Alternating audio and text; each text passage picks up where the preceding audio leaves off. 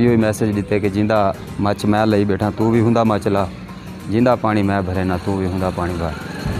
तो हुण से असां जुलदे पे दरबार शरीफ के अहाते दे विच, तां दरबार शरीफ दिखे सी सारे नाल आवन वाले जेहड़े सी वो दुकानां तो शॉपिंग करेंदे।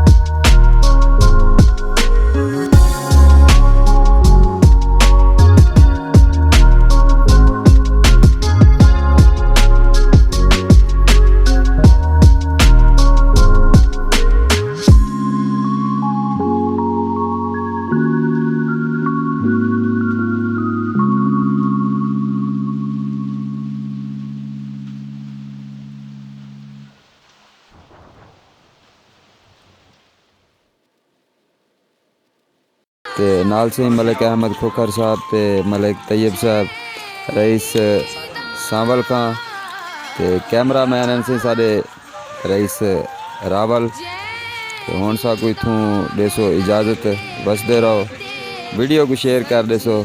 शुक्रिया, अल्लाह हाफिज़।